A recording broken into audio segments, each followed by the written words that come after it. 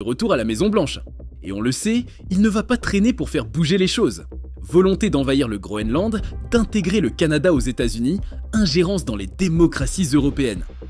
Donald Trump et Elon Musk, désormais amis, multiplient les déclarations hostiles. Voilà ce à quoi on peut s'attendre. Le président élu américain Donald Trump a annoncé mardi qu'il avait chargé Elon Musk, propriétaire de Tesla et homme le plus riche du monde, de diriger un nouveau ministère de l'efficacité gouvernementale avec l'ancien candidat républicain à la présidence, Vivek Ramaswamy. Après avoir investi plus de 100 millions de dollars dans la campagne républicaine, Musk passe à l'action. Mais il ne vient pas seul. À ses côtés, Vivek Ramaswamy, jeune figure montante du mouvement ultralibéral, partage sa vision d'un État réduit à son strict nécessaire.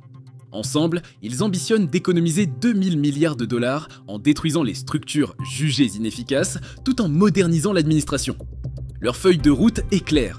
Alléger la bureaucratie, couper dans les dépenses inutiles et transformer l'État fédéral en une machine agile et performante. Comparant cette initiative au projet Manhattan, Donald Trump place la barre très haute. Les objectifs sont titanesques et la date butoir est aussi symbolique.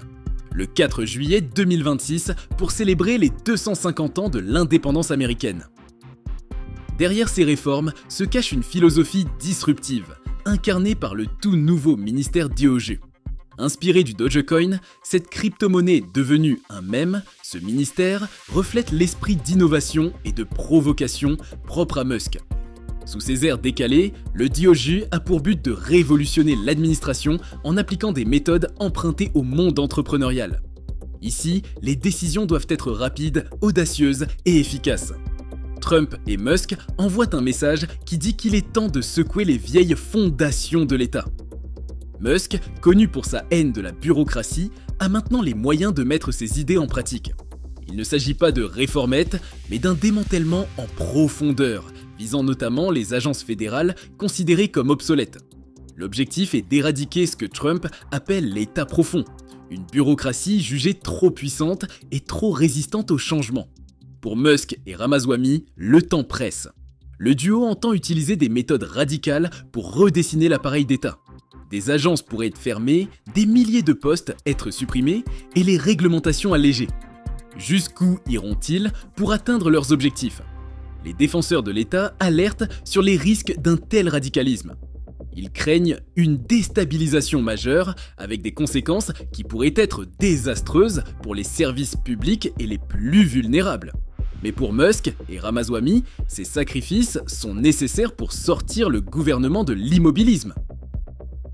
Le ministère Doge ne cache pas ses ambitions.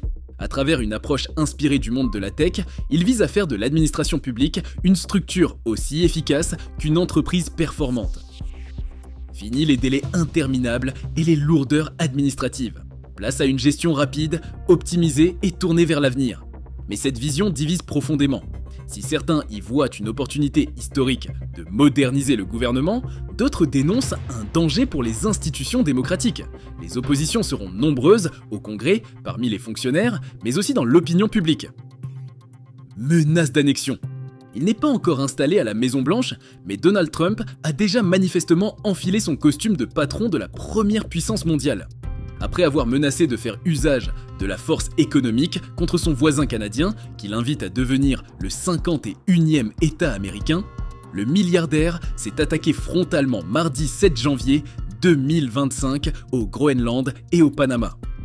Deux cas bien distincts, mais deux territoires sur lesquels Donald Trump a des visées sérieuses.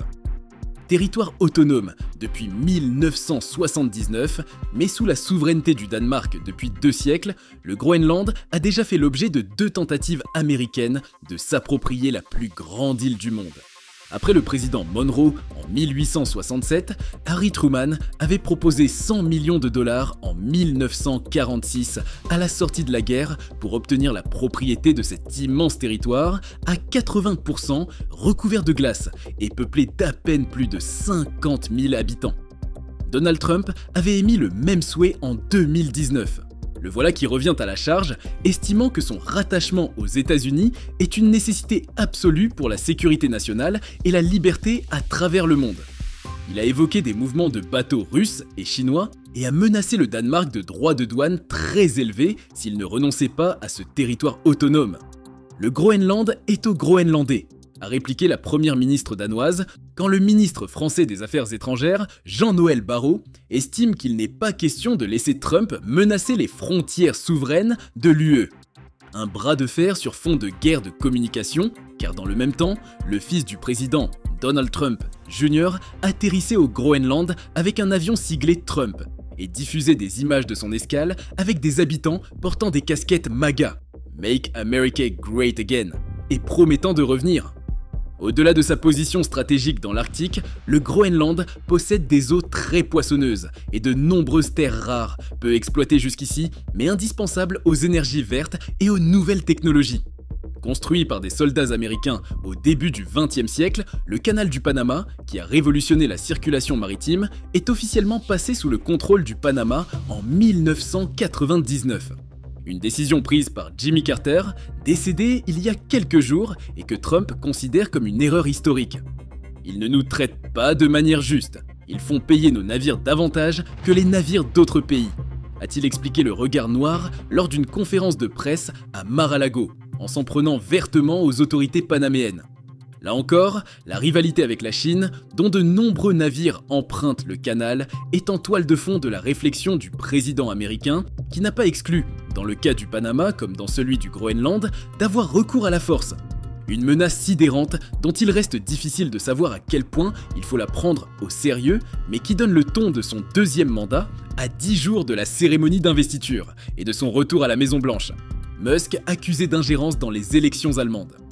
Le gouvernement allemand a accusé Elon Musk, lundi, d'avoir tenté d'influencer la campagne électorale nationale en affichant son soutien explicite à l'Alternative für Deutschland, AfD, un parti d'extrême droite. Christian Hoffmann, porte-parole adjointe du gouvernement, a déclaré lors d'une conférence de presse à Berlin que les déclarations de Musk vont au-delà de la simple liberté d'expression et qu'elles constituent une tentative d'ingérence. Bien qu'il soit libre d'exprimer son opinion, Elon Musk tente en fait d'influencer les élections fédérales par ses déclarations. Elle a insisté sur le fait que les élections allemandes relèvent exclusivement de la souveraineté nationale et que les électeurs seuls en déterminent l'issue. Cette controverse a pris de l'ampleur après qu'Elon Musk, également propriétaire de la plateforme X anciennement Twitter, a écrit un éditorial dans le quotidien Welt, exprimant ouvertement son soutien à l'AfD. Dans cet article, il a plaidé pour un vote en faveur du parti qu'il considère comme la seule option pour, selon ses mots, sauver l'Allemagne. En décembre dernier, Musk avait déjà provoqué un tollé en publiant sur X. Seule l'AfD peut sauver l'Allemagne. Une déclaration qui, selon les autorités, dépasse les limites d'une opinion personnelle et pourrait être interprétée comme une tentative d'influencer directement les électeurs. L'AfD, surveillée par l'Office pour la protection de la Constitution, l'agence de renseignement intérieure allemande, est considérée par le gouvernement comme un potentiel cas d'extrémisme de droite. Ce parti, qui prône des positions nationalistes et eurosceptiques, est actuellement en deuxième position dans les sondages nationaux. Musk n'a pas seulement vanté les mérites de l'AfD, il a également suscité l'indignation en qualifiant le chancelier Olaf Scholz d'imbécile incompétent après l'attentat meurtrier de Magdebourg qui a créé 6 morts et plus de 200 blessés fin décembre. Ces propos, perçus comme insultants et incendiaires, ont intensifié les critiques à son encontre. Le soutien de Musk arrive à un moment critique pour l'AfD qui pourrait jouer un rôle déterminant dans l'échiquier politique allemand en empêchant la formation d'une majorité de centre-droit ou de centre-gauche. Cependant, les principaux partis centristes allemands ont catégoriquement exclu toute coalition avec l'AfD à l'échelle nationale. Pour le gouvernement allemand, les interventions de Musk posent un problème fondamental. Christian Hoffmann a souligné que, bien que la liberté d'expression soit un bien précieux, il est crucial de ne pas cautionner des déclarations susceptibles de compromettre la démocratie ou d'alimenter l'extrémisme. En attendant les conclusions des enquêtes officielles, Elon Musk persiste et signe. Défendant ses propos sur X, il a déclaré « La liberté d'expression inclut les idées que certains jugent inconfortables. » Mais en Allemagne, cette position divise profondément l'opinion publique. La liste Epstein qu'il pourrait enfin révéler. Donald Trump promet de dévoiler la liste complète des noms liés à Jeffrey Epstein, une annonce qui secoue déjà les sphères politiques et médiatiques. Sa volonté de dévoiler la liste complète des noms liés à Jeffrey Epstein, l'homme d'affaires déchu au cœur d'un vaste réseau de trafic sexuel. Trump, mentionné dans les documents judiciaires comme une simple connaissance d'Epstein, se défend de toute implication. « Mon nom y figure, mais je n'ai rien à me reprocher », affirme-t-il régulièrement. Il présente cette révélation comme un acte de transparence destiné à briser l'omerta qui entoure ce scandale. Une omerta qui, selon lui, protège encore des figures influentes issues des mondes politiques, financiers et culturels. Cette liste, déjà partiellement connue, inclut des figures politiques, économiques et culturelles. Si certains noms comme Bill Clinton apparaissent fréquemment, aucune preuve directe de comportement criminel n'a été révélée. Pour ses détracteurs, cette promesse n'est qu'un coup de communication, une manière de détourner l'attention de ses propres controverses. Il rappelle que Trump lui-même a été photographié avec Epstein et Maxwell à plusieurs reprises, bien qu'aucune preuve de mauvaise conduite n'ait été avancée. Mais pour ses partisans, cette démarche est un pas crucial vers la justice. Beaucoup estiment que des figures puissantes ont échappé aux conséquences de leurs actes grâce à leur influence et à des connexions bien placées. La divulgation de cette liste, selon eux, pourrait être le début d'un nettoyage nécessaire. En attendant de connaître les noms qui composent cette mystérieuse liste d'Epstein et de voir jusqu'où les ambitions de Trump pourraient réellement nous mener, nous allons nous arrêter ici pour cette vidéo. Restez bien connectés pour ne rien manquer des prochaines vidéos sur Cultination. À très bientôt!